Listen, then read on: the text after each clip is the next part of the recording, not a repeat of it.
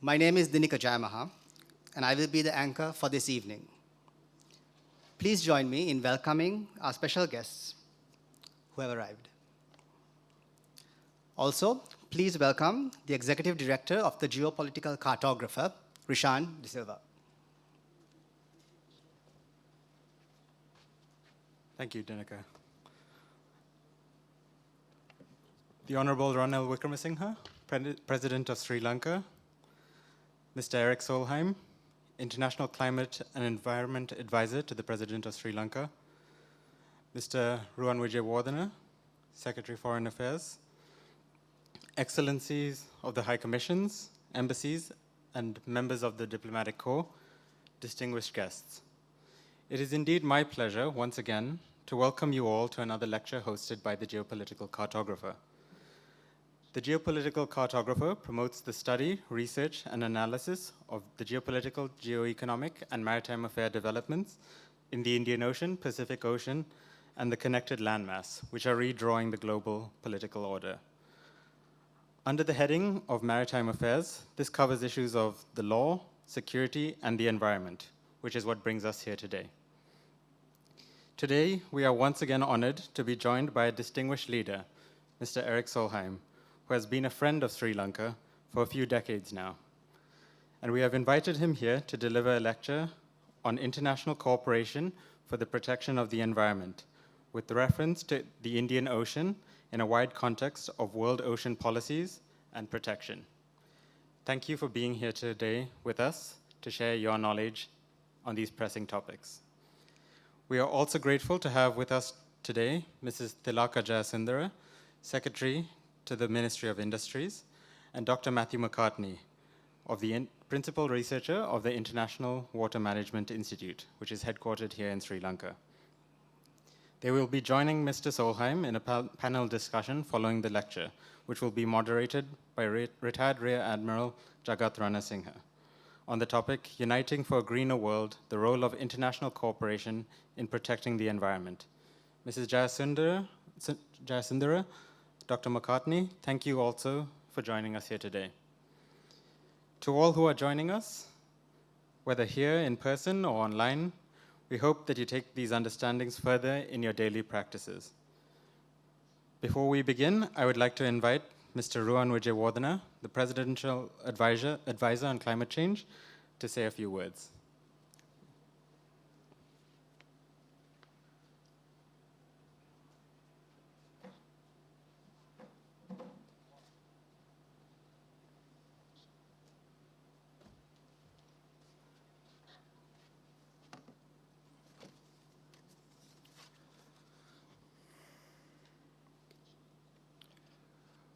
The President of the Democratic Socialist Republic of Sri Lanka, Ranil Wickremesinghe, Special Advisor to the President on Climate Change, Mr. Erik Solheim, Excellencies, distinguished guests, ladies and gentlemen.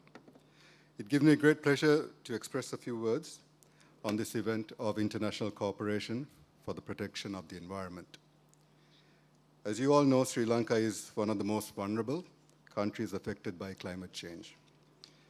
On a global index, Sri Lanka is placed as one of the top 10 countries prone to adverse climate effects. The UNFCCC states, and I quote, "As a small island and developing nation, Sri Lanka is highly vulnerable to the adverse effects of climate change. Consequences of climate change such as temperature rise, rainfall variability, and sea level rise are critically affecting almost all economic sectors of the country. Occurrences of natural disasters due to extreme weather conditions such as prolonged drought, flash floods, and landslides deprive lives and livelihood of people," unquote. Sri Lanka loses hundreds of millions of dollars annually to extreme weather patterns. The World Bank predicts a 1.2% annual GDP loss for Sri Lanka by 2050 because of climate change. So it is imperative that in order to Sri Lanka to achieve the best socio-economic outcome, we must first become climate resilient. Sri Lanka is currently facing the worst economic crisis since its independence and is now on a road to recovery. And considering the current country's dependency on natural resources, for economy and employment generation, for instance, in sectors like agriculture, fisheries, and tourism. Increased climate externalities have an unprecedented impact on the lives and livelihood of our people and our economy. Recognizing this and the need for collective action to combat climate change, President Wickremesinghe has already expressed a firm commitment to prioritize climate action and integrate climate change considerations into key sectors. We have submitted our new nationally determined contribution commitments with increased ambition on emission reduction and climate change adaptation. We have promised to reduce our greenhouse emissions from key sectors by 14.5% and increase our forest cover by 32% by 2030. We have also committed to achieve 70% renewable energy in electricity generation by 2030, carbon neutrality by 2050, and cease building coal-fired power plants. Last November, President Wickremesinghe launched the Country Prosperity Plan at COP27 in Egypt. The Country Prosperity Plan is basically a green pathway to achieve socio-economic prosperity in Sri Lanka. The CPP's aim is to contribute to strengthen our economy by studying on optimizing economic resilience, studying our potential for renewable energy, marine conservation, and protection of biodiversity. Identifying green projects and providing financing and investment needed for the projects by attracting local and foreign investors and philanthropists. The CPP has already identified many projects ranging from renewable energy to ecotourism, e-mobility, reforestation, and many more. The President has also initiated to establish the world's first international climate change university in Sri Lanka, with a faculty based in Maldives to study the effects of climate change on island nations and the Indian Ocean. As a senior advisor on climate change to the President, I've had the honor and pleasure to work closely with our special guest today, Mr. Erik Solheim. Mr. Solheim is no stranger to Sri Lanka and is currently working as an advisor to the President on climate activities. Mr. Solheim has had a long and distinguished career both in government and on the environment. He served as the Minister of Environment to the Norwegian government before taking on the role as an Executive Director of the UN Environmental Program between 2016 and 2018. Currently, he's not only serving as advisor to President Wickremesinghe, he's also playing an advisory role to the South Indian government and many other countries. I was fortunate to work with Mr. Solheim in organizing the Sri Lanka Clean Energy Summit 2023 that concluded yesterday. Mr. Solheim was instrumental in arranging many foreign investors to participate in the summit. Thank you, sir, for sharing your knowledge, expertise, and advice with us to make Sri Lanka a greener, stronger, and vibrant country. And a special thank you to President Wickremesinghe for his leadership and guidance in moving Sri Lanka towards prosperity and a green economy. May the country prosper. Thank you.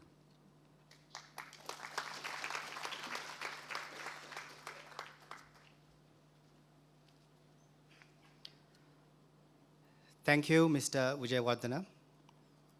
It is now my pleasure to introduce Mr. Erik Solheim. Erik Solheim is a well-known global leader on environment and development, as well as an experienced peace negotiator. He served as Norwegian Minister of Environment and International Development from 2005 to 2012. During that period, he initiated the global program for conservation of rainforests and brought through game-changing national legislation, among them the Biodiversity Act and the legislation to protect Oslo city forests. He brought Norwegian development assistance to 1%, the highest in the world. He led the peace efforts in Sri Lanka from 1999 to 2009 as the main negotiator of the peace process and played a vital role in peace efforts in Nepal, Myanmar, and Sudan. Erik was the executive chair of the OECD Development Assistance Committee, the main body of world donors, from 2012 to 2016, and executive director of UN Environment from 2016 to 2018. Currently, he is Senior Advisor at World Resources Institute and President of the Belt and Road Green Development Institute in Beijing.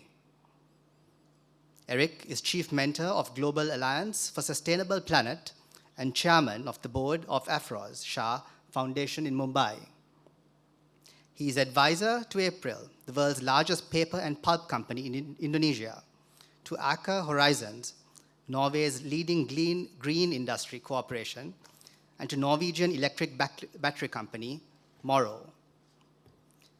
He serves as chairman of the Development Roundtable in Green Hydrogen Organization and as a board member of International Hydropower Association. He is co-chair of TreeLion, a green blockchain company in Hong Kong. And Erik has also been named International Climate and Environment Advisor to the President of Sri Lanka. Please join me in welcoming Erik to the podium.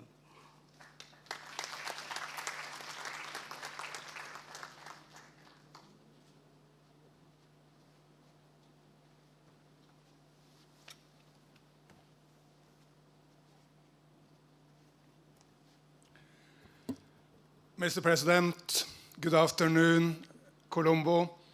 It's such a privilege to be asked to speak to such a distinguished audience of key Sri Lankans, but also many foreign envoys, and on topics which are so close to my heart. And I really love this name, geopolitical cartographer, because we cannot solve any problem in the world unless we take the geopolitics into account.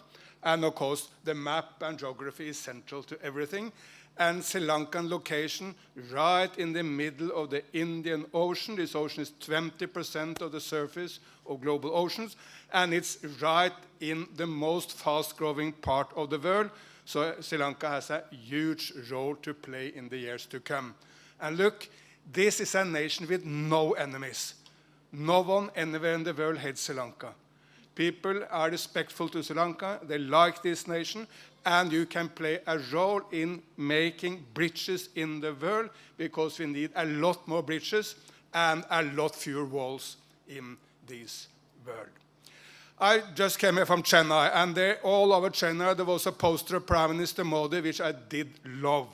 It said, I mean, it's a G20 presidency of India, it said that if we do want to solve problems like terrorism, climate change, or pandemics, we need to work together in one world. It's a very simple message, but it's the most central message over time.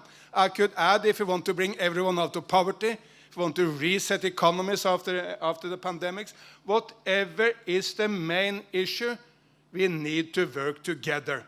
If we are united, we will be solving basically every problem of humanity. If we allow someone else to divide us, it will be much, much, much harder. There is a saying in the old Vedas of India, it says, the whole universe is one family. It's as simple as that. We should take it to heart. We start acting on the basis of this. The whole universe is one family. The world will be a much happier place. I will not dwell into the environment problems over time because I think all of you are aware. Climate change is a major threat, and Sri Lanka is one of the nations which are especially severely affected by climate change. Pollution is a major killer of humans. 7 to 9 million humans are killed every year because of pollution, and the great cities of northern India are among the most polluted cities in the entire world. And of course, we are wiping out any number of ecosystems or animals, even if there are also a lot of progress. Tigers are coming back in India and Nepal. Giant pandas are increasing in China. Gorillas are increasing in Central Africa, and in beavers in Europe. So there is also a lot of progress, but it's a major challenge. I will not dwell with the problems, but with the solutions. And solution starts with basically understanding where we are in the world today. Now I will give you a message which is very different from what you get in particularly Western media, but in general in media. If you watch media in most parts of the world, you get the impression that the world is going from bad to worse, straight into hell.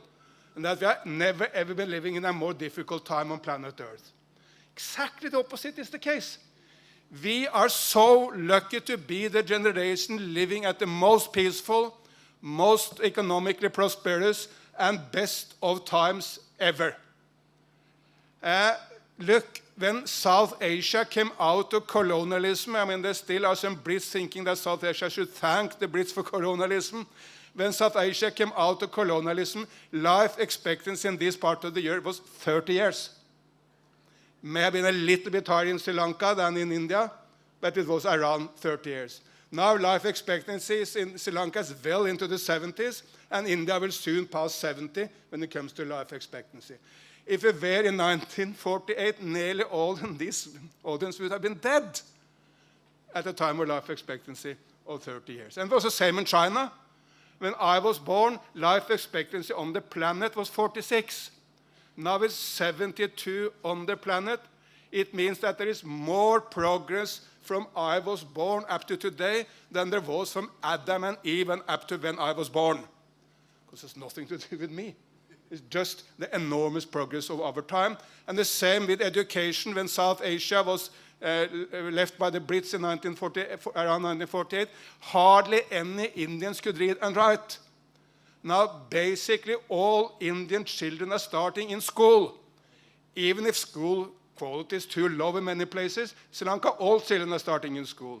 In India, nearly all children are starting in school, so there's enormous progress. The average human being today is much taller, much fatter, but that's better, much better than being hungry, in much better health, and much better educated than any point in human history. We just don't understand it because media is always on the negative side of things.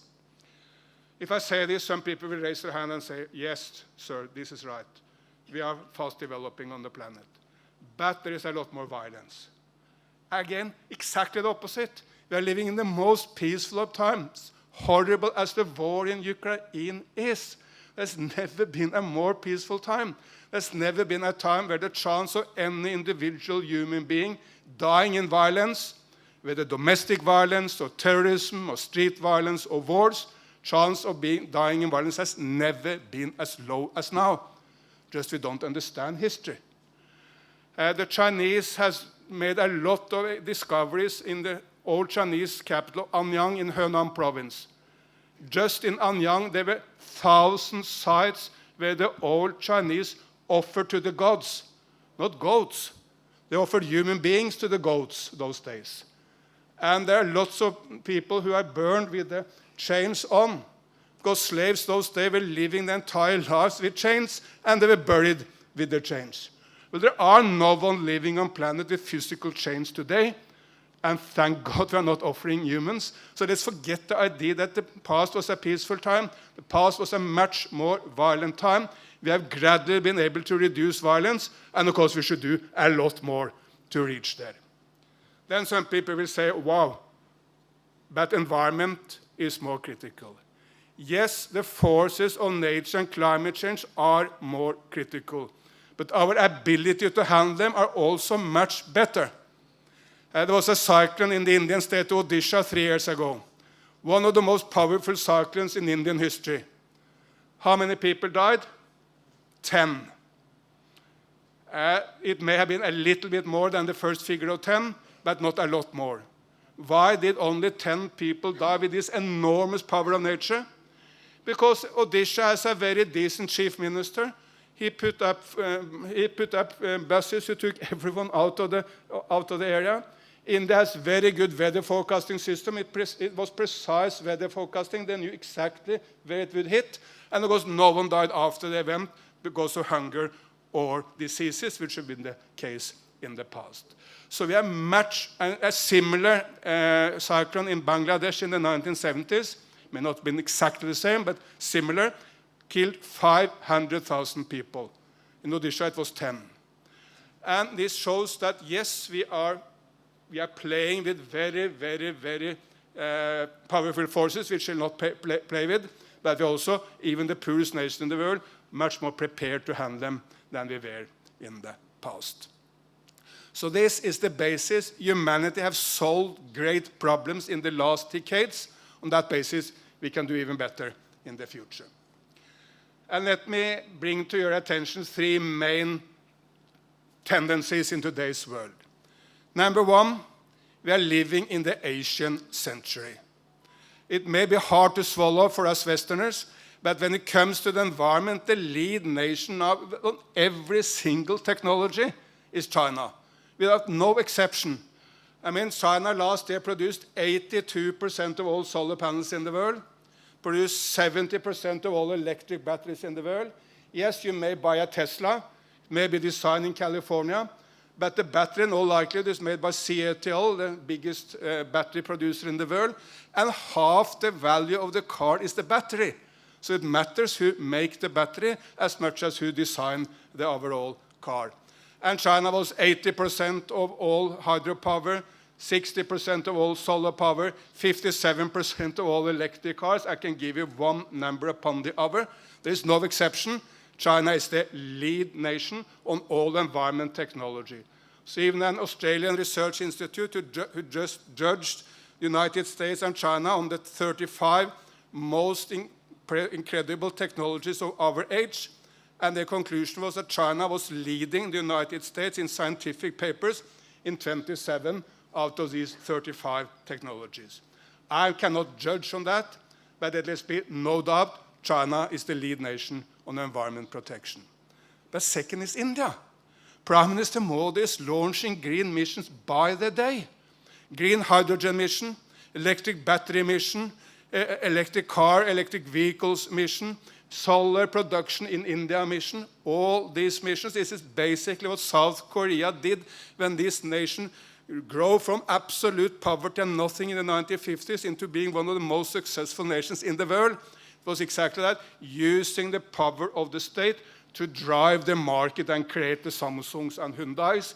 And exactly that is what Prime Minister Modi is now doing in India. So what is the lesson learned for Sri Lanka?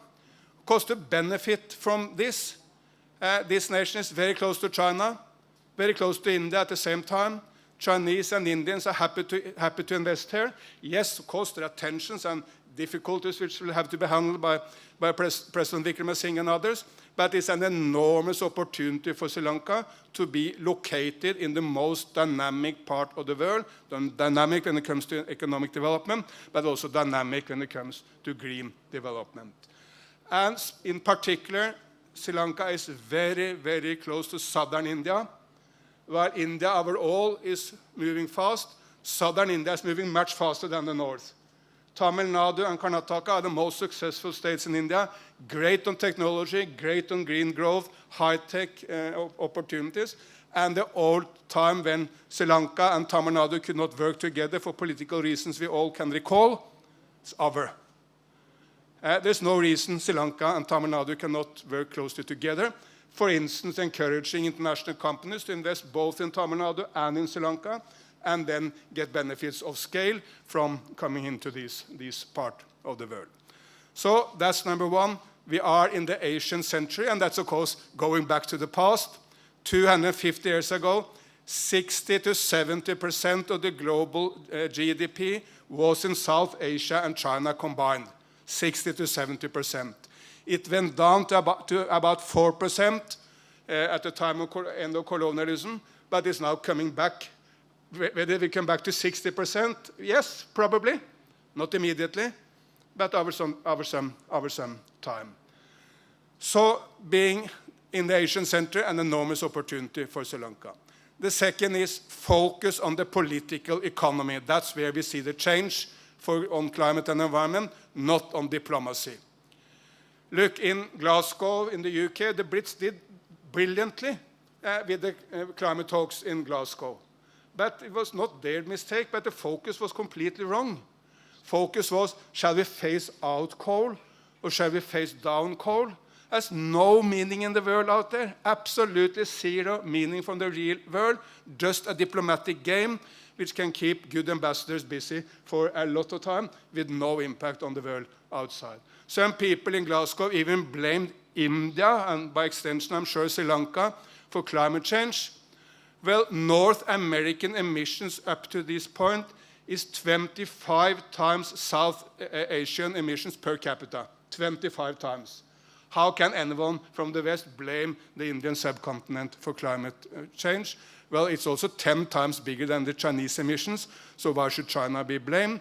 The good news, of course, is that both China and India is solving problems. They should not be blamed for problems which are largely caused by the West. But if diplomacy is not the solution, what is then the solution? Solution is the political economy. That means decisions made by Xi Jinping and Modi, but also by President Biden or the leadership of the European Union. And look to the figures here. In Glasgow, the quarrel was about $20 billion US. 20 billion. Well, the Anti-Inflation Act in the United States, which is the greenest bill ever in the history of that country, that is 370 billion. So compare the quarrel in Glasgow, 20 billion, with Biden getting through 370 billion in the American Congress. Yes, true, this is a somewhat protectionistic document. All is about developing the United States because, well, Biden's voters are in Michigan, not in Maharashtra, so he prioritized the United States. All that is true. But even for the developing world, this is much more important than what's happening in Glasgow. If you are Malawi, well, the Chinese and the Americans are bringing down the price of solar and wind and electric vehicles so you can afford it by your own means. That's much, much better than some handouts from the rich in these quarrels in the climate talks. So focus on the political economy and particularly on business. In most nations, business are now ahead of governments. In my nation, Norway, I think I know basically every politician in Norway and basically every business leader in Norway. It's a small country. The business leaders are much greener than the politicians. It's much more taken to heart the significance of climate change and are much more ready to act than political leaders. And the same is all over the globe, and let me give you a few examples. In Indonesia, there is a company called RGE. It's the biggest paper and pulp company in the world, one of the biggest palm oil companies in the world, biggest viscose company in the world, making clothes from wood. In the past, it was a huge part of the problem in Indonesia, cutting down forests by the day. Now, well, RGE is absolutely zero deforestation in the value chain, not that tree is cut from the virgin rainforest in Indonesia. Even more so, they are protecting a huge rainforest in the island of Sumatra, and that rainforest is much better protected than those protected by the government of Indonesia. Not because the government of Indonesia doesn't have the best intentions, but this company has all the helicopters and all the fire brigades and all the equipment and the staff who can protect the rainforest in a way the Indonesian government, even with the best of intentions, cannot do. And last year, there was zero deforestation in the second biggest forest nation in the world, Indonesia. Zero. Thanks to good policies by the government of Jokowi, but also thanks to these business activities. The big players, those who caused the havoc in the past, are now a solution for the future. Because it's not just in Indonesia. Look to the United States of America. Microsoft has promised to be carbon neutral by 2030. It has even promised that it will compensate for all emissions in the history of Microsoft. Back to the 1970s, everything will be compensated for by then purchasing credits, which can be credits from Sri Lanka. Mangrove restoration is in Sri Lanka, forest protection in Sri Lanka, tree planting in Sri Lanka. All that can be paid for by this promise by Microsoft and in many other companies. And in Europe, IKEA, one of the biggest furniture companies in the world, they're far ahead of any government when it comes to circular revolution.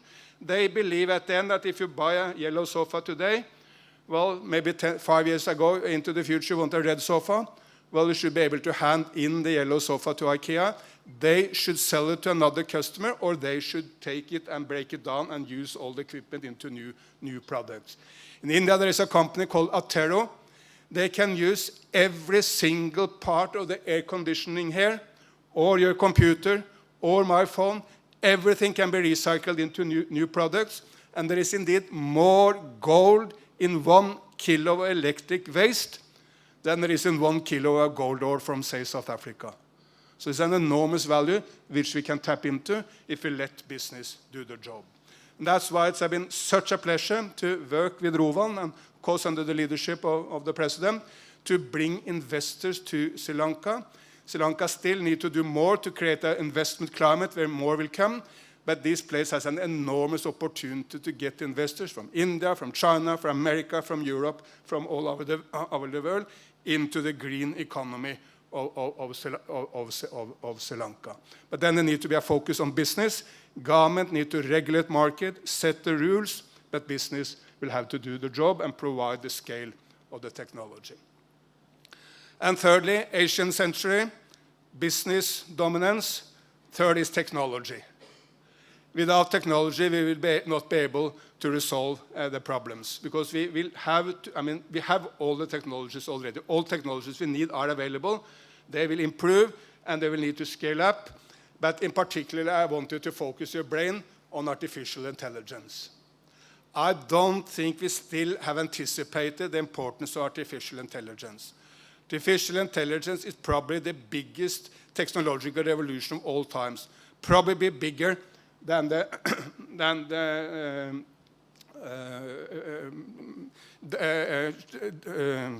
first engines, probably bigger than the internet revolution, probably bigger than everything else, because it will interfere with absolutely everything we do.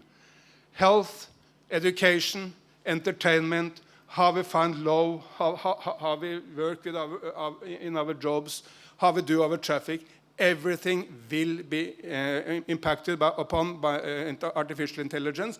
And in most areas, we need to regulate, because all the technologies which can give some good can also do some bad. The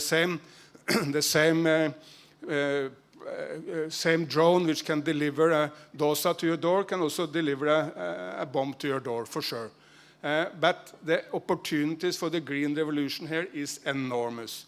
We can integrate all the systems, of course, the wind energy, the solar energy, pump storage in the rivers, turn on and off the temperature in completely new ways, everything organized by artificial intelligence.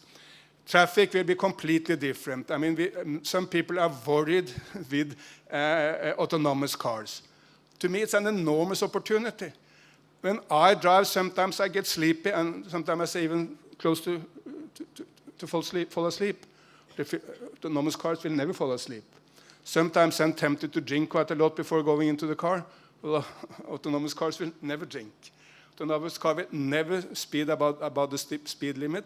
Nearly all those reasons which cause death in traffic will be removed. And road accidents is now the biggest cause of death for anyone between 15 and 30 in the world.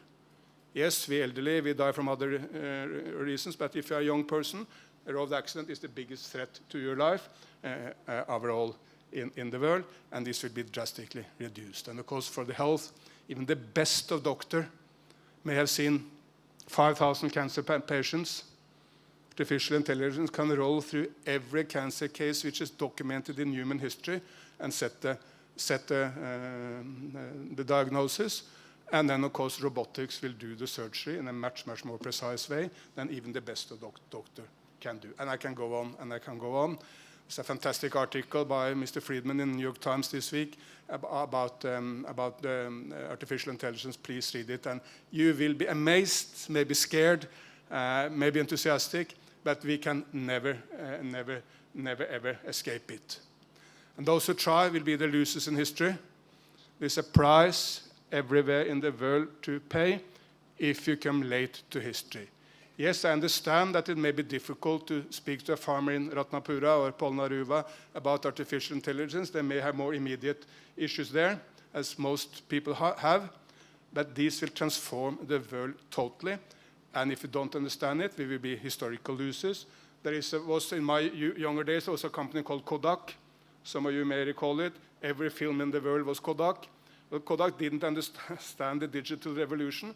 And what is it now? It's a historical museum in the city of Rochester, upstate New York, in the United States. It doesn't exist any longer.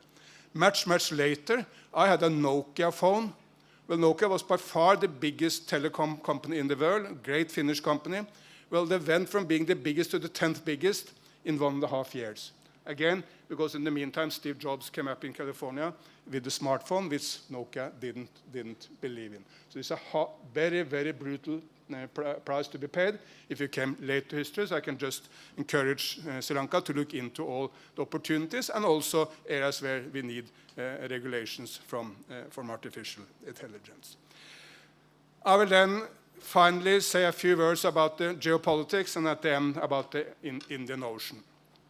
The main issue in global geopolitics today is the relationship between the United States and China. And since these are by far the two most important powers, I mean, India is also important, Europe is also important, I mean, Turkey, Brazil, South Africa, smaller nations like Sri Lanka, everyone is important, but these two are more important than anyone else. And if that relationship goes into confrontation rather than competition and cooperation, it will be dangerous for all of us. That demands change, both for the United States and for China. What should be the change we as smaller nations should suggest to the United States? That is, get out of your missionary commitment. Don't think that you can sit in Washington and regulate the world and that your values should be implemented everywhere in the world. Let me give you one example. I saw a resolution from a subcommittee in the American Congress who had an opinion on when Sri Lanka should have local elections. And I tell you, these guys have never heard about Anuradhapura or Polnaruva or Tangol or Ratnapura. If I asked the name of the president of Sri Lanka, sorry my friend, most of them would not be able to name the president of Sri Lanka. Still, they have an opinion on the exact timing for an election in Sri Lanka. I mean, what is that? How can you sit in Washington and believe that you should have an opinion on everything under the sun, and you should force your opinion on the rest of the world? The United States, and by extension the West, where I come from, has been involved in every war in the last decades. China has not been involved in any war since 1979. And India, not in any real war since 1971, when they liberated Bangladesh. And if you go to Delhi or to Beijing, they have no idea that they should sit in Delhi or in Beijing and rule the world and have opinion on every single conflict everywhere under the sun. They believe in defending Chinese or Indian interest. Prime Minister Modi is a staunch hero. May also be a hero, but it's for sure a staunch Hindu. He has no idea that Hinduism should spread to the world. President Xi is coming on the basis of 2,500 years of Confucian history in China. He has no idea of spreading Confucianism to the rest of the world. While we in the West tend to believe that, well, Christianity should be spread to everyone, at least that was my mother's and grandmother's generation's dream in Norway, and we believe that the liberal Western society should spread to every single corner of the world. That idea needs to go, because it had led us into so many unnecessary wars, so much bloodshed. Still, many, many more people died in Vietnam or in Iraq than those who have died so far in Ukraine. That is no excuse for Putin. He used that as an excuse. It's no excuse for Putin. But still, it shows how the West was led into unnecessary bad wars because of this missionary instinct, which need to go. The United States need to accept that China is the other main power of our time. They need to work together, find every area where they can work together, and when there are disagreements and disputes, it must be handled through dialogue and respect. On the Chinese side, well, they have over the last few years employed what they call the wolf warrior diplomacy, which has been to stand whenever there is the slightest attack on Chinese dignity, even in small nations of the world, they go up in arms and react very, very severely to that. The Chinese should be more confident in their new role as a global superpower. They should be flexible in all conflicts, say with India in the Himalayas or with the Southeast Asian nations in the South China Sea. China can be more flexible, and it can be more acceptable to different voices, and they do not kind of front every Chinese interest everywhere in the world. But if The United States stopped this missionary idea that the world can be run from Washington, and China tried to be a little bit more accommodative, we will have a much, much better world.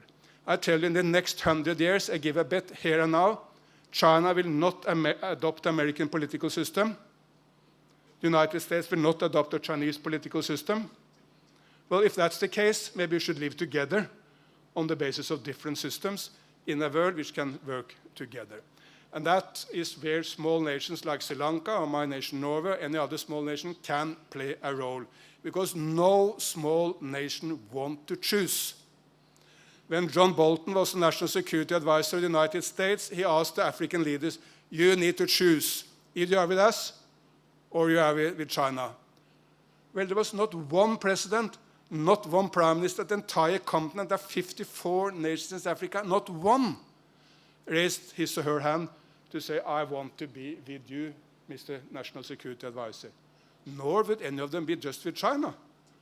They want to send their students to both Tsinghua and to Harvard. They want to get trade from both nations. I mean, most of them have much more trade with China than with the United States, but for sure they demand trade from both nations. They want people-to-people contact. They want to be inspired by the ideas from both these two nations. Every small nation in the world want to be able to work both with the United States and with China, for sure also with India and Europe and others.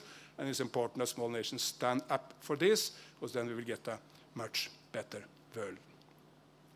Finally, of course, India is situated in the, Sri Lanka is situated in the Indian Ocean.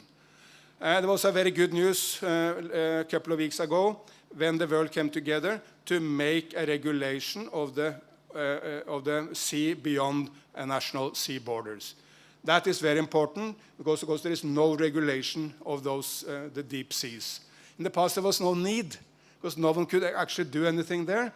But now the possibility is that at least the most advanced nations can do deep sea mining, destroy the environment that way. They can overfish and destroy it that way. So we need regulations for these deep oceans. That is gradually coming, and that's a very, very good sign. But we should also tell everyone, please be careful. We do know much less of the bottom floor of the sea than we know of the moon or Mars. Maybe crazy, but that's the case. We have very little knowledge of the deep seas and the bottom floor of the sea.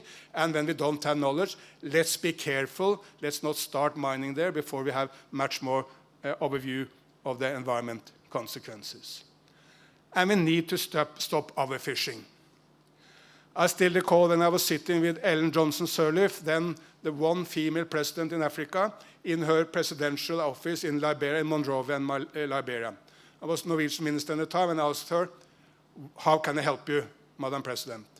And she said, please send me your Coast Guard. Because just from the presidential palace, you could see any number of fishing vessels, some from East Asia, some from Europe, but basically robbing the resources of this dirt-poor African nation.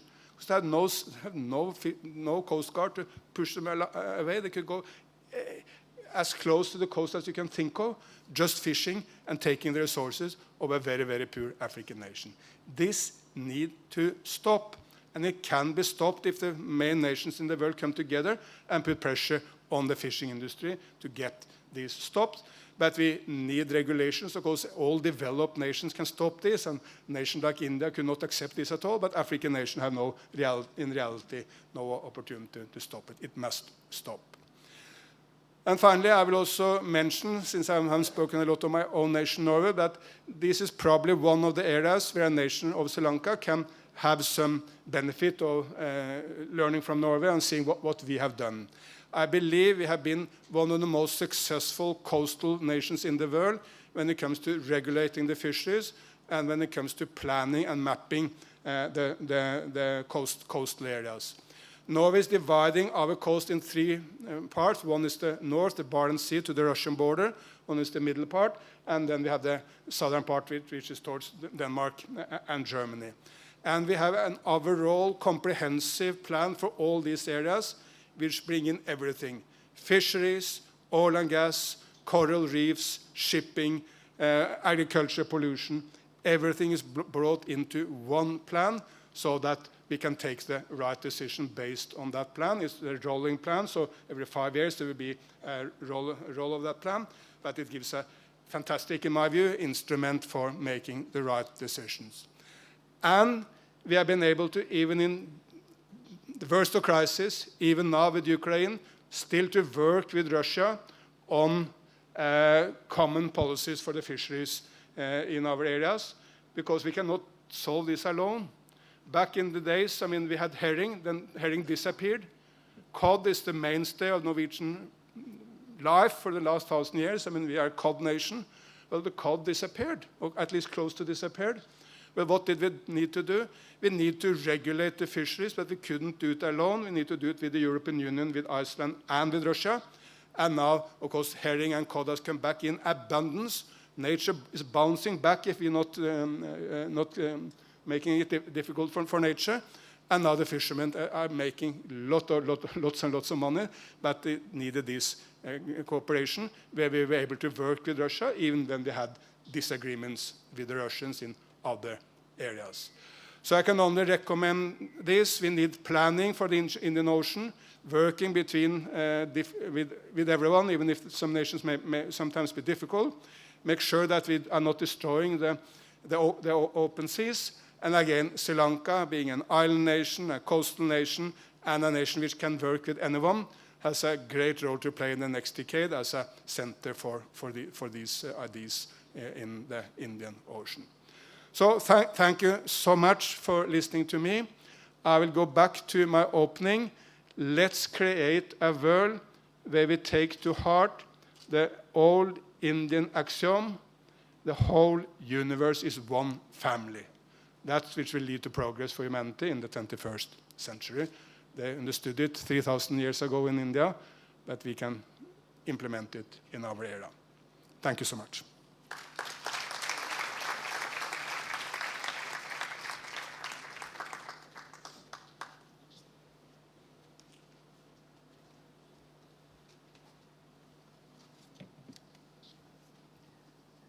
Thank you, Erik, for your very educational lecture. I feel like I can almost speak for everyone here when I say that the geopolitical lens you spoke through was very insightful, deeply insightful. As Erik has taken a seat on the stage, I would also like to call upon Mrs. Thilaka Jayasundera to please join us in the main stage. Ms. Thilaka Jayasundera is the Secretary to the Ministry of Industries.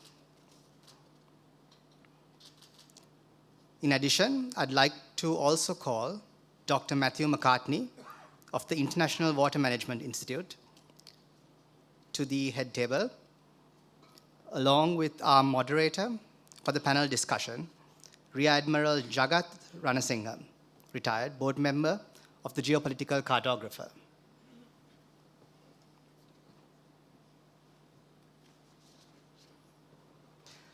Introducing our moderator, Rear Admiral retired J. Ranasinghe holds a master's degree in maritime law and policy from Wollongong University, Australia, and a master's degree in management from General Sir John Kotalawala Defence University, Sri Lanka.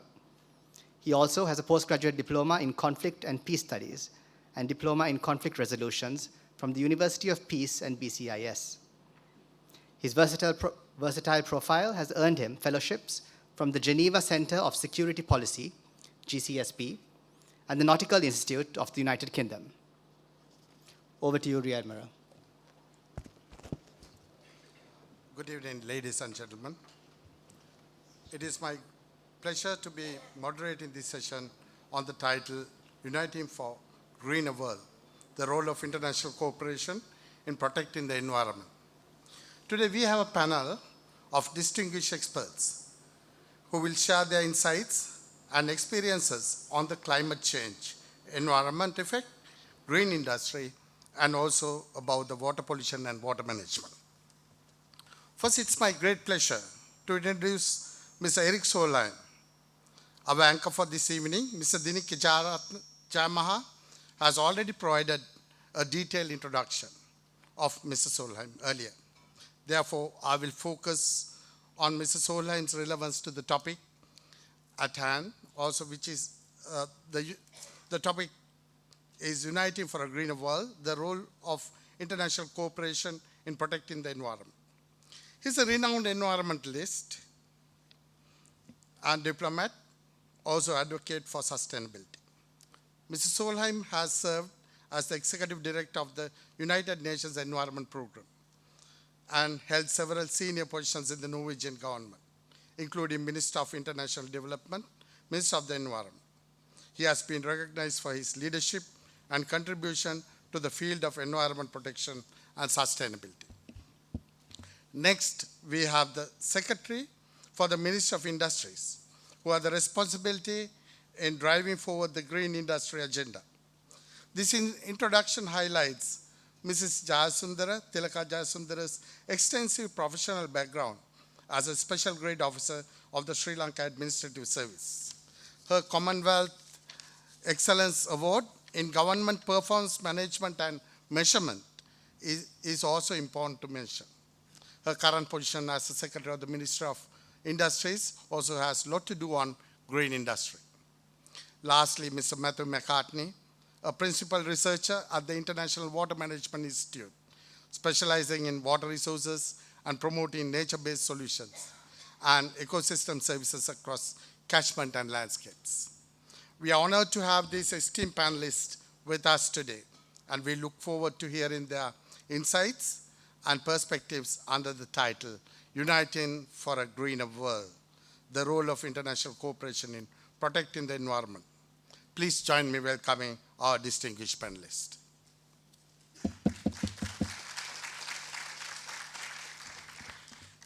Environment issues do not recognize national borders. Mr. Solheim already said about it, and therefore it is essential to have a global collaboration to tackle them. Today, our panel discussion on the subject matter will highlight the need for global collaboration and cooperation among nations to address these issues. The issues such as climate change, biodiversity loss, deforestation, pollution, and other environmental challenges. They are global problems that require effective efforts to solve. I'm sure our eminent scholar, Mr. Erik Solheim, will open our horizon with his expertise knowledge on the subject matter. Mr. Solheim, in your opinion, I know there are many challenges, environmental challenges in the world today, but in your opinion, what is the most significant environment challenge that requires the international cooperation to address the issues?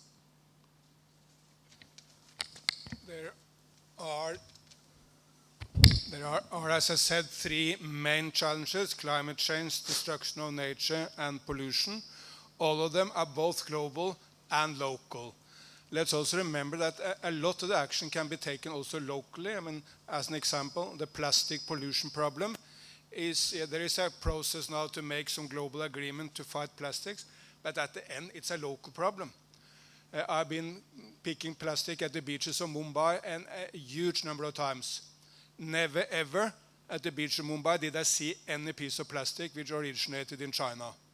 Nor did I ever see a piece of plastic originating in the United States. 99.9999% of all plastic in Mumbai is Indian plastic, which of course means Prime Minister Modi and the state government of Maharashtra can solve that problem without asking what President Xi or President Biden is doing, because it gives complete meaning to act locally. And if you ask me what is the number one problem, maybe it's destruction of nature, because that's happening at a very, very high speed. If you ask what is the solution, solution is to change our thinking. To change from the old idea that either go for the economy or for the ecology into the new idea that is a win-win policy, good for jobs and economy and good for environment at the same time. That's for sure now possible.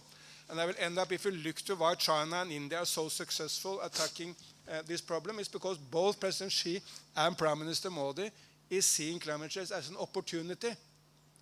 Look, neither China nor India has any established trademark for cars. There is no Volkswagen or Toyota in either China or India.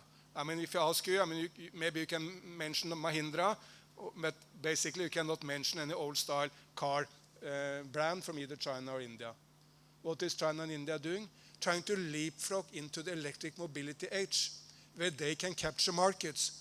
And last year, 57% of all electric cars in the world were made in China, which of course makes China the prime country to benefit. And BYD, Chinese company, just passed Tesla as the biggest electric car makers in the world.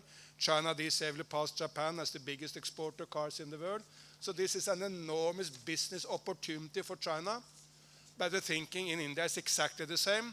There's a company in Tamil Nadu or Karnataka. It's called Ola. You may be aware of this, the Uber of India. They have a fantastic factory in Tamil Nadu. 2,000 young Tamil girls making electric scooters. Beautiful, clean, put up in 9 months. Fantastic, world class. And the slogan may be even better. It says, Tesla for the West, Ola for the rest. What does that mean? They can capture the markets, they have the self-confidence to do this. And that's also my encouragement to Sri Lanka. Yes, it's a smaller nation than China and India, but always constantly look for the opportunities. Mr. McCartney, as Mr. Erik has told about this plastic pollution, can you relate that to the water management and ecosystem effects, the pollutions, how that happens? Yes, thank you very much, and good afternoon, everybody. So I'm from the International Water Management Institute, which is a research organization doing research on the better management of water resources, and we're very proud to be headquartered here in Sri Lanka. As Erik said, in the three main areas of the main environmental challenges, destruction of nature, climate change, and pollution, all of those are actually mediated through water. So water and the management of water is critical, and of course the hydrological cycle links oceans and land through water and the connectivity of water.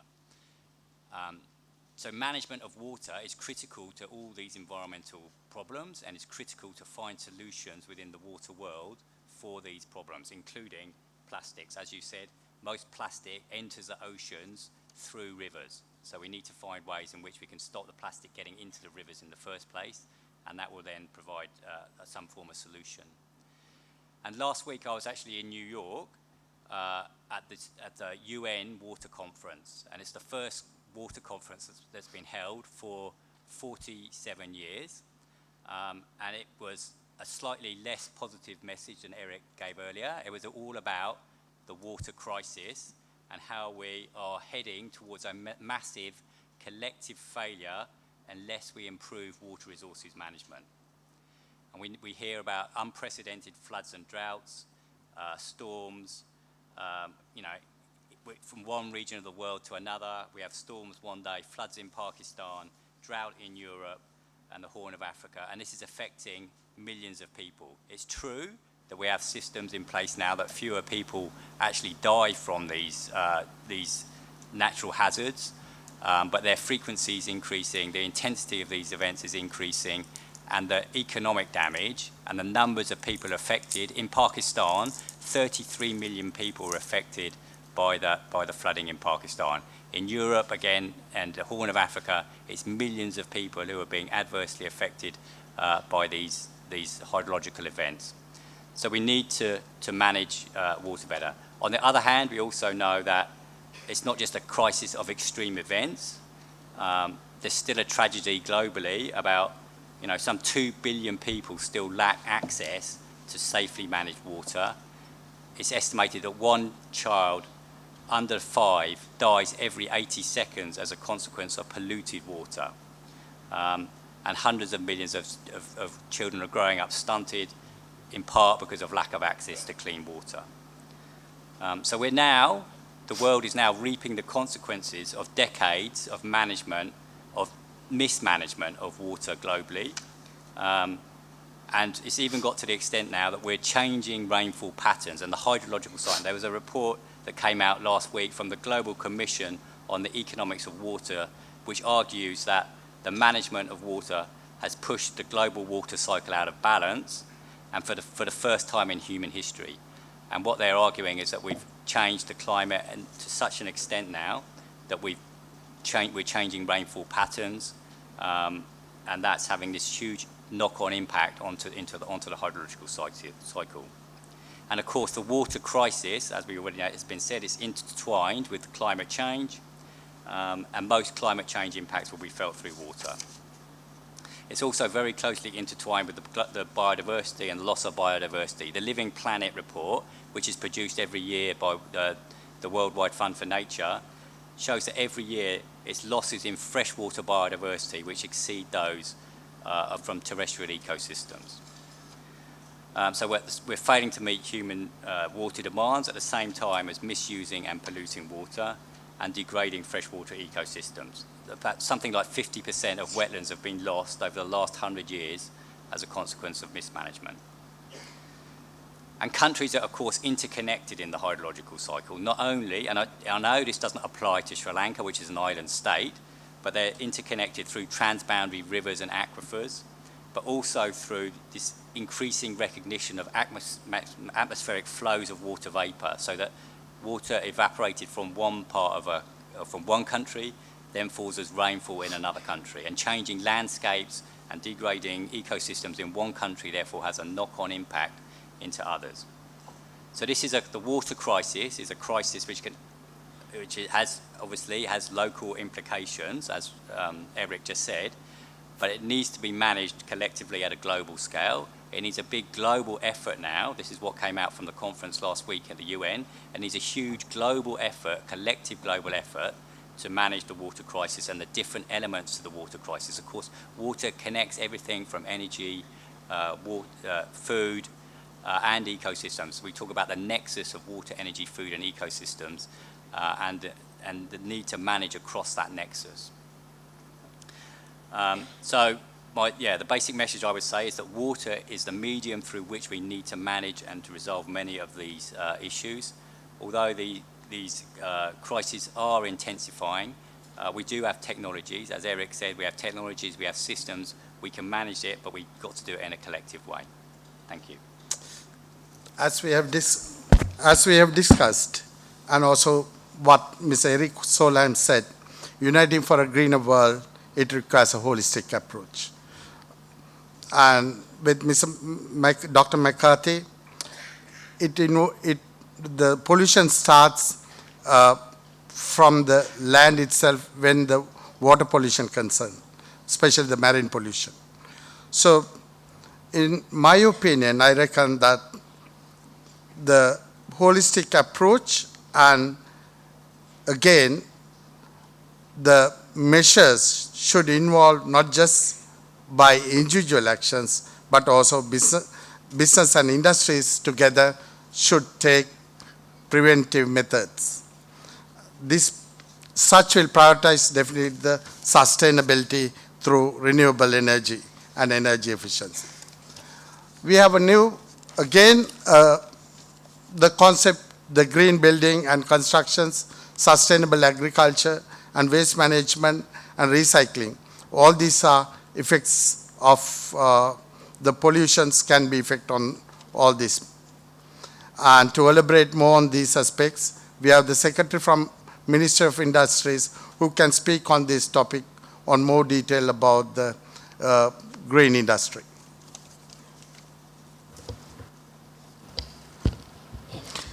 His Excellency the President and all the distinguished invitees and the panel members.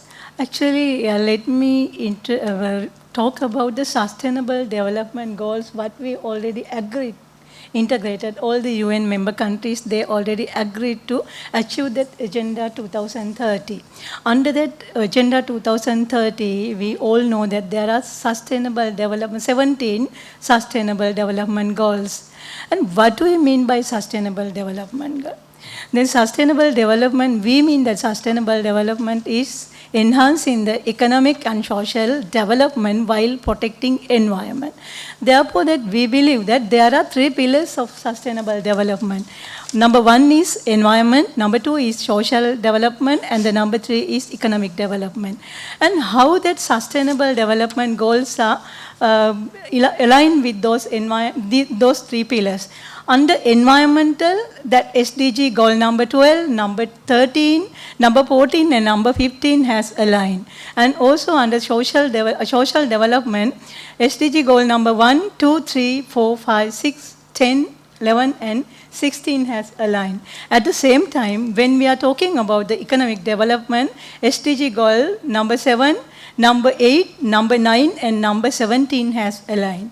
So we need that. If you want to consider to protect the environmental without having, why we want to develop the integrated approach to protect the environment? What is the reason? That we all know that there are for the environmental issues go beyond regional and countries' border.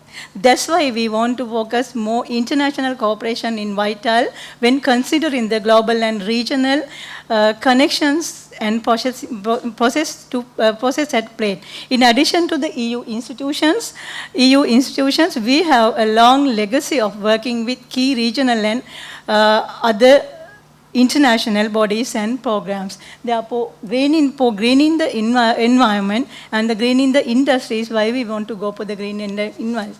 What are the green technologies? What do you understand by the green technology? Then you all know that there are so many green technologies.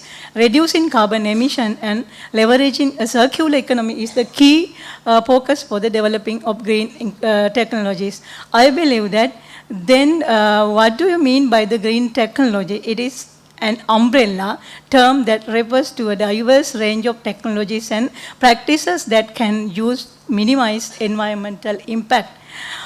Do you think that will a technology innovation save the planet? Are we saving the planet? Are we?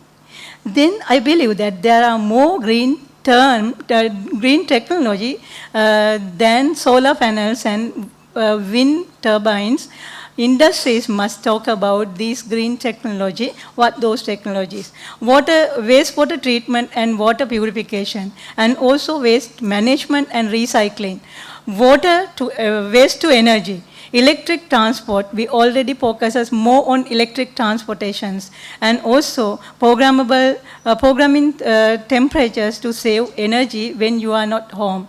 And also self-sufficient buildings that produce enough energy to power themselves, generally through solar panels. And also at the same time, low carbon construction is very important for enhancing the green industry. At the same time, low carbon construction and the carbon capture and storage, capturing and removing carbon from the atmosphere is also very important for enhancing the green industry in the world. And also LED lighting. Vertical farming uses less land, less water, and can be set up in cities. This is very important. At the same time, composting, turning food waste into the fertilizer. And also at the same time, wave energy. Using ocean waves to generate electricity is very important. And also batteries. Energy storage is crucial in the transition, the renewables and the green materials. These are the green technologies that we can use enhancing the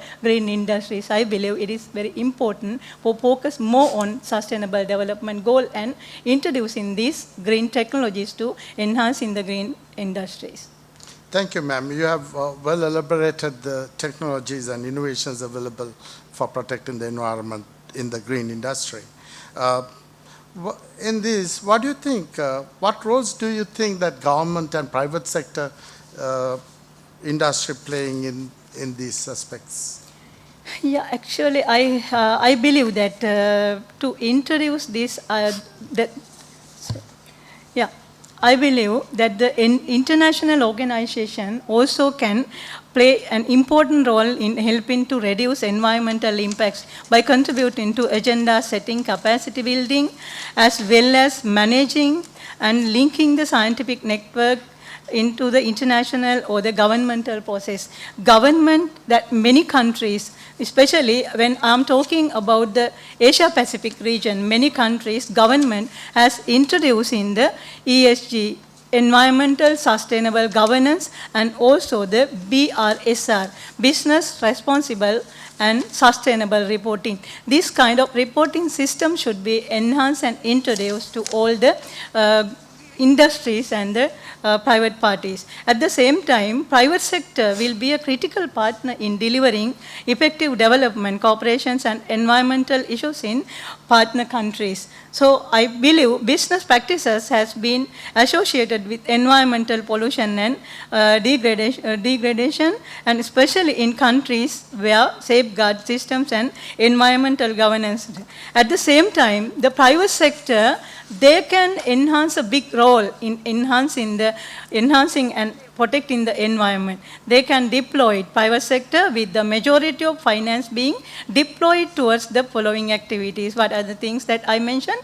Mobilization green investment is very important, that the private sector can contribute to mobilizing green investment. At the same time, they can contribute to promoting green private sector development and harnessing skills and knowledge for green growth. At the same time, private sector can provide evidence to impact and also supporting partner countries' priorities, and realizing scale is very important. At the same time, private sector and the industries can contribute to find common ground for the good practices and understanding private sector needs. It is very important to understand the private sector need. At the same time, they can adopt a holistic approach with the government and all the international organizations. Therefore, I believe it is very important for us to introduce this reporting systems, and also government must concern more on introducing regulatory mechanisms and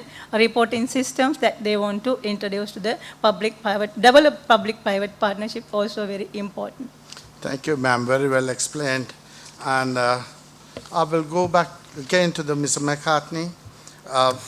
Mr. McCartney, can I ask, or will you be able to tell us more about the work of the International Water Management Institute and how it is contributing to sustainable water infrastructure and ecosystems? Sure. So the International Water Management Institute, like I said, it's a research organization. We work across Africa and Asia, looking at how we can manage water resources better to improve livelihoods and ensure food security and alleviate poverty. There's a general recognition, I think, that water is core to all of the SDGs, in fact, right across the SDGs, not just SDG 6, which is the main water one, but all the rest, because water is so critical for all sectors, including, for instance, obviously for agriculture, for industry, for energy production, etc. And what we need to do with water is manage water in an integrated way so that it brings benefits across all these sectors and we minimize the trade-offs that occur. At the moment, water resources management is too piecemeal, with many different sectors having an impact on water without really thinking about the consequences and the cumulative consequences of the way that water is managed. So the International Water Management Institute tries to look at options, solutions, innovations that can be brought to bear to manage water resources better. And just as an example, so we do some research on what we call nature-based solutions. So nature-based solutions, which are now becoming very topical, are the idea that we can use natural systems, ecosystems, to help with the management of water. And it's something that's been mentioned. It was mentioned a lot at this UN conference I was at last week. It was mentioned a lot at COP27 in Egypt.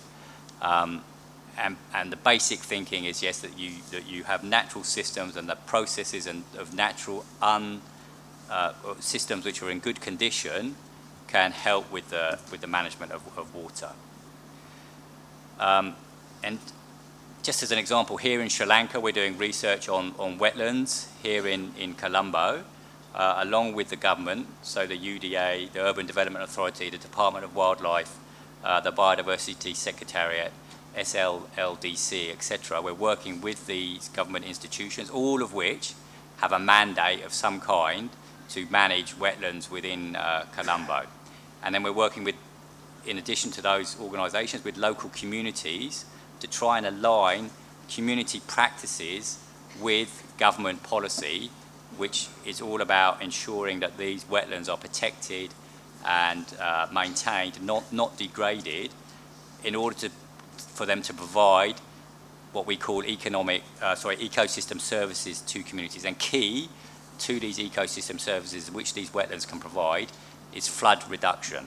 So when big storms come, a lot of the water can be absorbed within the wetland systems without causing flooding within the city. But they also bring many other co-benefits. So temperature control, for instance, as climate change happens and temperatures are rising, wetlands within the urban environment can help reduce air temperatures. They're also important for food production, and many of them rice is grown, fish are caught, etc. And often people gain livelihood benefits from the natural systems and the wetlands. So we're trying to work with the government, with the local communities to make sure that the wetlands are maintained and preserved. And just to show you that this is another example of where Sri Lanka is leading the world.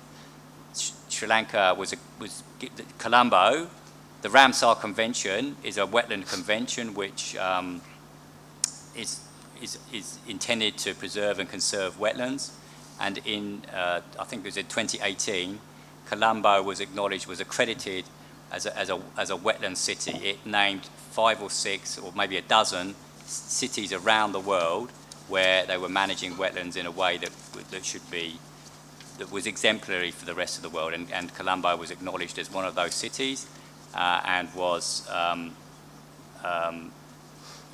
given that accreditation. And it was actually the only global world capital which got that acknowledgement. So this is something I think and that sort of learning that's coming from Sri Lanka could be dispersed around the world to other places so that they can think about how to manage these natural systems in a similar way. So thank you very much. And that's just a good example of where learning from one country needs to be passed on to others. Thank you. Mr. Solheim, you said about the deep sea mining or deep sea exploration. The seabed mining would generate extensive revenues. There is a big potential, and it was an untapped area in most of the countries because the innovative and technology issues. Article 145 of Law of the Sea Convention has given the International Seabed Authority to regulate or responsible for adopting appropriate rules and regulations. But you think that those regulations or rules that have been brought up, will it be enough for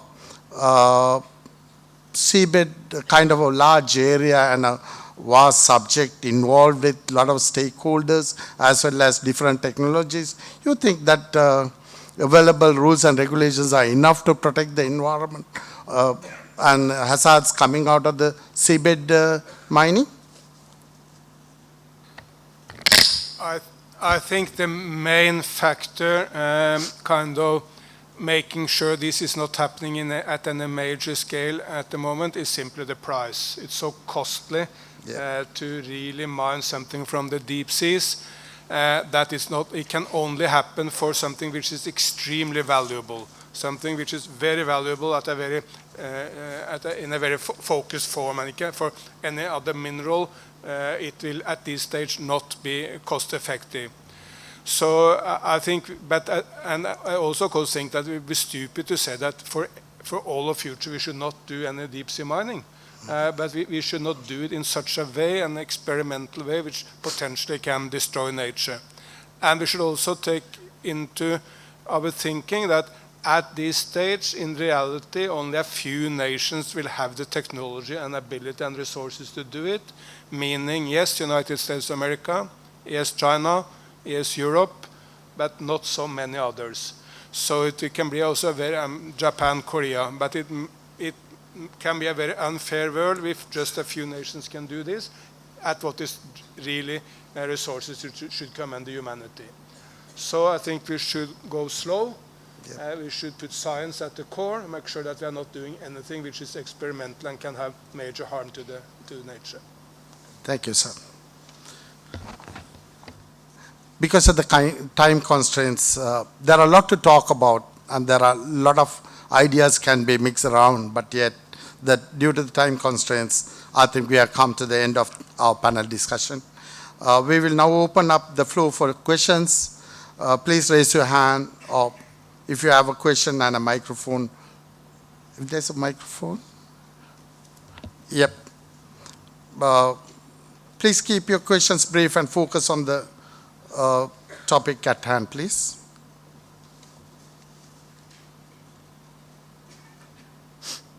Yes. I would like to. Who's, yeah, please come up. Please stand up. My question is for Mr. Solheim. You said very clearly that about this bottom trawling and all, and I understand that Norway also certain areas who have allowed to do bottom trawling, but we have banned bottom trawling in Sri Lanka. My first question is it advisable for us to continue with this ban in future? Secondly, I understand that Indian government, India, is getting earning about $8 billion through fish exports, where we are earning only 300 million. So, out of that, about 2 billion are from the prawns. So, what is your advice for us? If, like Honorable President also here, if our government or any organization one day, if they want to go and sign an MOU trade between India and Sri Lanka about this prawn trade. So what will be your advice, Mr. Solheim? Well, these are two somewhat different questions. When it comes to bottom trawling, I'm no expert. I can just advise that put science at the core. Look to scientists and what they will advise on the negative effects of that. It's true that bottom trawlers have had quite a substantial amount of negative effects in our part of the world, for sure, but I'll ask scientists to make a judgment before you go into that. On the relationship between India and Sri Lanka, I should maybe not advise, but let me still allow my view. Well, India is different from any other nation from a Sri Lankan perspective. China, United States, we have the Canadian ambassador, we have many others. All these nations are far away. You can take your girlfriend to India and go for a cinema and come back the same night.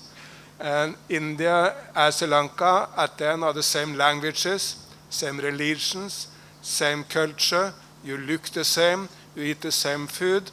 So India, of course, are sisters and brothers in a way. China, Norway, United States, anyone else can never be. So a good relationship and benefit from the enormous economic development in India, I think is a good advice from me as a foreigner to Sri Lanka. Yeah, please. I will give the opportunity for him. Yep.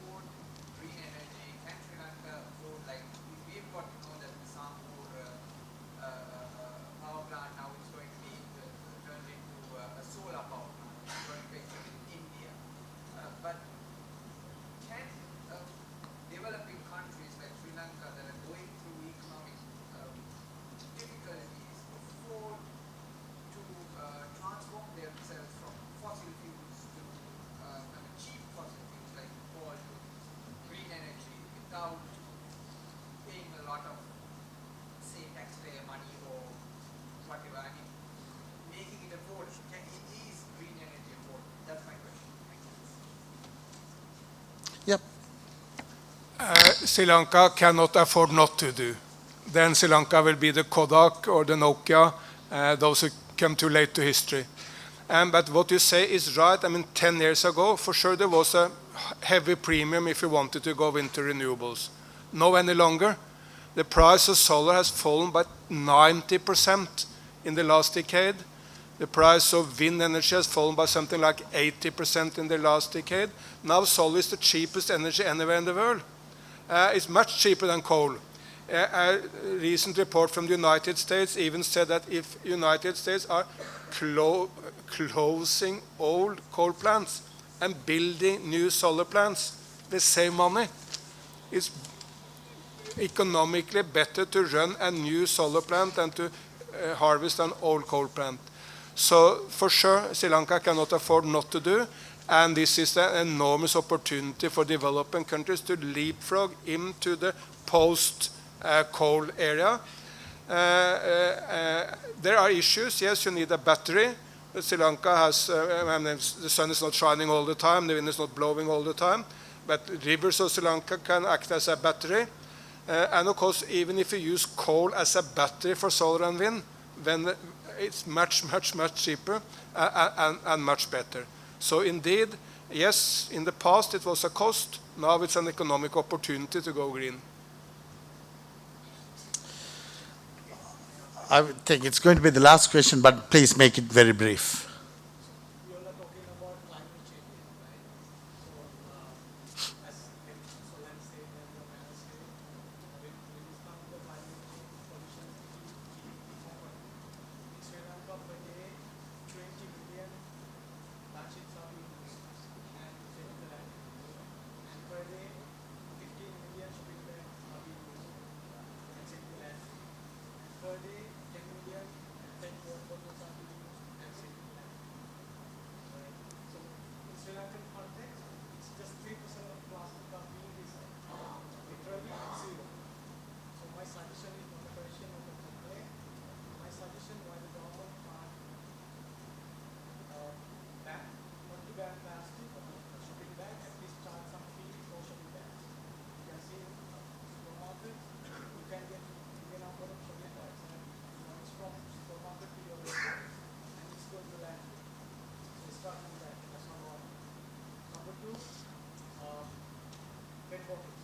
So nearly 500 meetings have been happening in Sri Lankan government officials, Wijewardene party,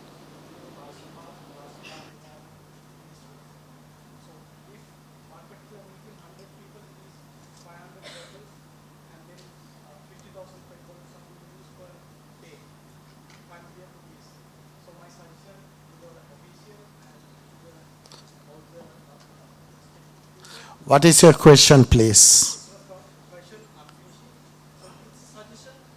Let's try to act within the government and No, you'll have the final, what do you call it, summary? So go back. Sorry, could I ask a question as well? I promise it's a question. Okay. Okay, so my question is to Mr. Solheim. I'm sure you'll agree when I say that it's important that we don't engage in state greenwashing where the climate crisis is concerned. So could you explain how you came to the conclusion that China is one of the world's biggest environmental protectors, when as of October 2022, it was the biggest carbon dioxide, it was responsible for 27% of the world's carbon dioxide emissions and a third of the world's greenhouse gas emissions?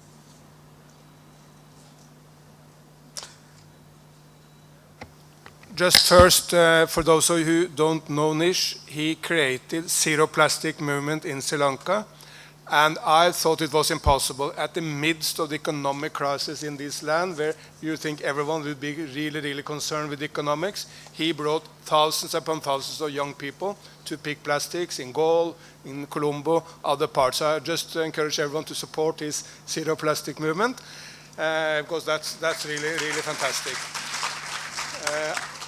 He invited me also to take part in picking plastic in Gaul. Some of the hotels there also come forward, because this is important for the tourist industry to make the beaches clean. So support it, and of course what Prime Minister Modi has done in India, I think is the right thing. He has prohibited a number of plastic articles which we don't need. I mean, can't we drink without a straw? North Americans are using 600 straws a year. Can you believe it? 600 straws. If we need a straw, can't that straw be made by bamboo or paper or some other material which disintegrate in nature? I mean, we all know the answer to this. There is a number of plastic articles we simply can abandon, and that's what Prime Minister Modi is trying to do in India. It will not be easy because it's a huge nation, but he's on the right track. And secondly, we need to recycle the plastic we do need, because there's a lot of plastic we do need, say in the health service, to keep COVID at bay. We needed a lot of plastic. So even a car today is full of plastics, but that's good, because that makes the car lighter, so it uses less gasoline. But that plastic, of course, needs to be recycled after the car is gone. So keep up the momentum, and I'm sure you will make Sri Lanka a cleaner place in the future. On China, yes, it's true that China is the biggest emitter, but is far from being the biggest emitter per capita. And I think we have to judge this per capita, otherwise it gives no meaning. It cannot be like small nations can emit a lot because we have just few people. China has much lower emissions than the West per capita still. But what happened in China 10 years ago, I think is of enormous importance. 10 years ago, Chinese cities were the most polluted in the world. It was simply hell in Beijing, Tianjin, these northern Chinese cities. You have seen it. Whenever I had a conversation with the Chinese those days, it went like this. I would say, wow, you must be so lucky, Mr. Wang, because you are 100 times richer than your grandparents were back in the 1970s, and look at all these shopping centers and all the cars, and look at this enormous economic progress, bringing all Chinese out of poverty, I would say. Without exception, the Chinese would say, yes, but I want to see the sun. Or, yes, but I don't want my children to live in this hell of pollution right here in Beijing. And that was the response from the rapidly emerging Chinese middle class. The political leadership listened. I mean, some people outside China don't think the political leaders, they listen because there are no elections. They listened, they got the message, and they started bringing down pollution at a much faster speed than any other in human history managed. We have done basically the same in Europe and North America. Our city is also fairly clean, but it happened at a much slower speed than China. If you go to the Chinese cities now, they are among the cleaner cities in the world. Southern Chinese cities are very clean. There's one city in southern China, Shenzhen. There are currently as many electric buses in this one city alone that there was currently in the entire world outside China combined. 18,000 electric buses in Shenzhen, 20,000 electric cars, I mean electric cabs in Shenzhen, and the flat or the fleet of normal cars also going electric. So China is moving very, very fast, and pollution has been the driving force. When President Xi was focused, it was not on climate. It was on pollution, because that was the demand of the people of China to solve that problem. But by extension, China has moved into all these technologies. Yes, China is for sure still the biggest coal nation in the world, for sure. But it's also the dominant force in every green technology which the world needs, with an enormous opportunity for China to capture market, to sell these technologies to the rest of the world, and of course to take their own system into a non-polluting future. We in the West should be less about finding mistakes and faults with China. And frankly, the Chinese should also be less about finding mistakes with the United States. We should be much more into how can we really appreciate the enormous progress in China, and for the Chinese to look into the enormous strength of the United States of America. But no nation in human history has brought more people out of poverty at a faster speed than China.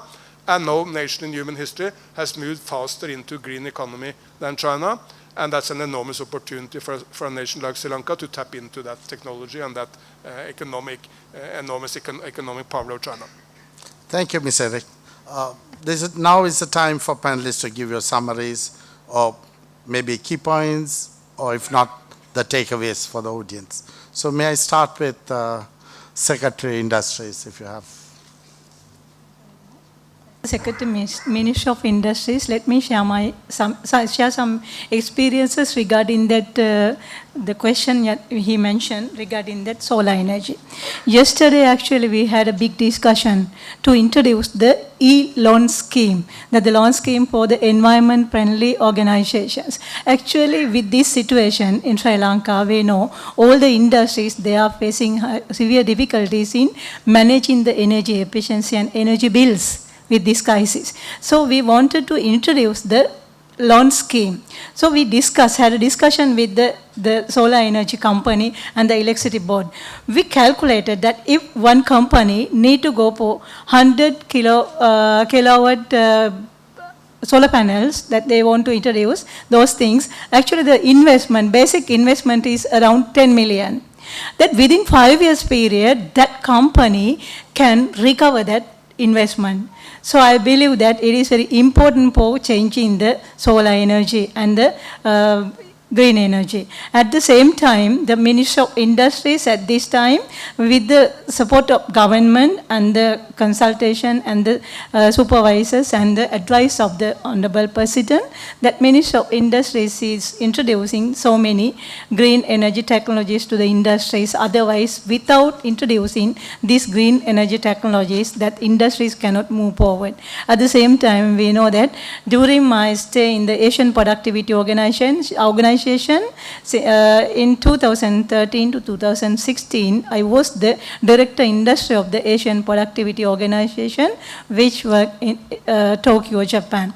So during my stay there, I understood that all the Asia Pacific region, that Asian member countries, Asia Productivity Organization member countries, that they are practicing green productivity tools and techniques to enhance their green technologies.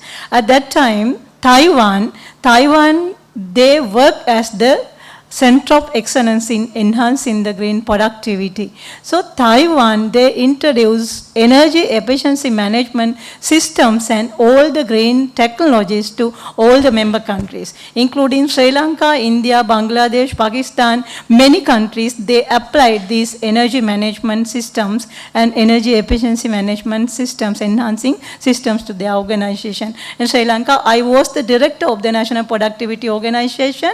I worked there as the DG for 10 years period.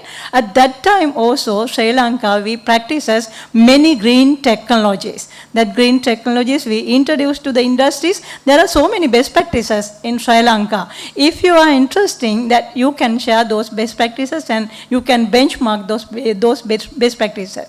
At the same time, I like to mention that without having integrated approach, none of the countries, they can protect the environment without getting the support of other countries. Therefore, it is very important to develop the collaboration between all the member countries, all the countries and the world, with the world, at the same time to enhance the international collaborations to protect the environment. Because world, we don't have the boundaries. Therefore, without limiting the boundaries, all the countries can concern more on protecting the environment. Thank you, Ms. Jayasundera. Ms. McCartney, you want to say something about at the last remarks of or summary of you? Yeah, thank you very much. I should also just mention that hydropower, of course, which is here in Sri Lanka, can also act as a battery for these alternative technologies, solar and wind, etc. So I think you have hydropower here in Sri Lanka. You need to integrate that within your energy mix to make sure that the solar and the wind, etc., can work in an optimal way. And that is what everybody else, other people have said, like the madam here said. There is integration across sectors, I think, is also very important. And water is going to be at the core of integrating through sectors. Technology, clearly a very important thing. I think technology now is the future. Technology for managing water resources is also improving. There's a lot of satellite information now that can be taken. There are a lot of online artificial intelligence is also being brought into water management. So these technologies are also there and will help with water management in the future. We do have solutions for many of the water challenges that we face, but we just need to bring them on board quickly and integrate them fast.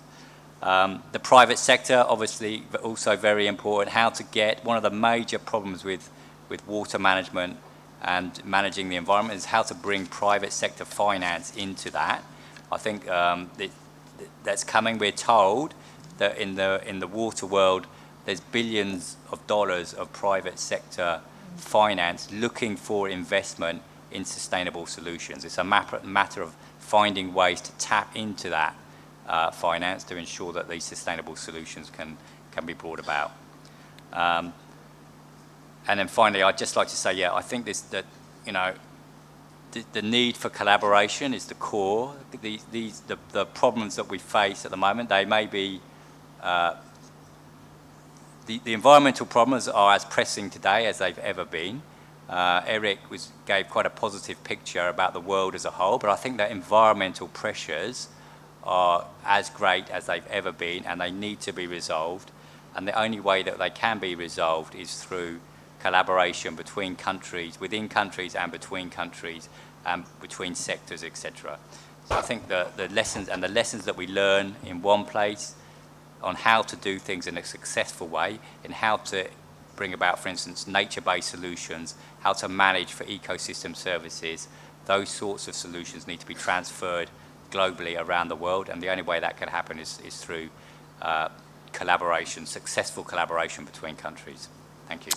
My apologies, we are overshooting the time. But in conclusion, international cooperation is essential for protecting the environment by working together. Countries can address environmental challenges that transcend national borders, share knowledge and resources, and develop effective solutions to promote sustainability. All three panelists have discussed about it. It is probably the hope that is a sustainable future for the planet. It requires a collective effort, as very well explained by Mrs. Solheim as well as Dr. McCartney. With this end note, I want to express my gratitude to each and every one of you. Your presence here today has truly been valued and appreciated. We also want to thank our panelists for sharing their knowledge with us. Their insight have made this event both informative and thought-provoking. Once again, thank you. Thank you for all being a part of this panel discussion.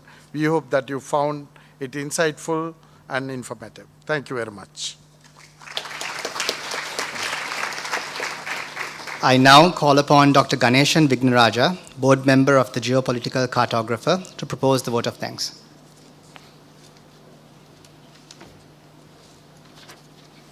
Distinguished guests, ladies and gentlemen, on behalf of the Geopolitical Cartographer and everyone else here, we would like to express our sincere thanks to Erik Solheim for coming here and inspiring us and giving us a lot of hope about the future. Your speech has given us a greater understanding of the complex relations between climate goals and economic development, and I think inspired us to perhaps be a bit more proactive on climate, which we should do, perhaps. And your presentation was not only just thought-provoking, but also engaging and interactive, a style which I think we are not quite accustomed to in Sri Lanka, but we should do much more.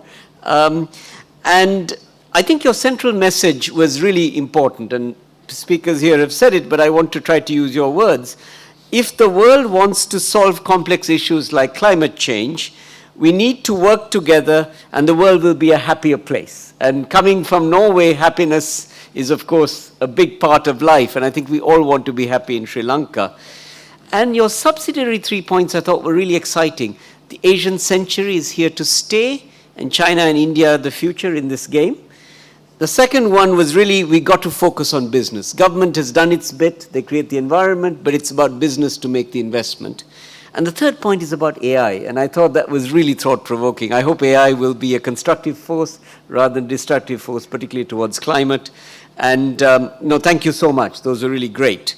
Our sincere thanks also are due to our two other panelists, Ms. Thilaka Jayasundera and Dr. Matthew McCartney. And you reminded us about the importance of two pivotal things: green industry, that's going to be prosperous for all of us, and clean water. Without that, as a planet, we ain't going to survive. And we really appreciate your efforts to answer questions and provide practical ideas, which I think we all need in Sri Lanka today to kind of take our forward out of this crisis for the future. And I think your perspectives, along with Mr. Solheim, have inspired us to act towards reducing our carbon footprint and to make this green transition going forward and to preserve the planet, particularly for the youth. And I see a lot of youth here, and I hope this has inspired all of you to think about new ways of doing things. Once again, I would like to express our sincere appreciation for your contribution, and we hope that we can work with you as geopolitical cartographer to make this vision a reality, a green planet and a green Sri Lanka down the line. Finally, I think we have to thank the BMICH for putting on this wonderful venue and the show, and everyone else who has been involved in this exercise to make this event possible. Let me now invite Mr. Mahinda Haradasa, our chairman of the Geopolitical Cartographer's Board, to present tokens of our appreciation to the speakers.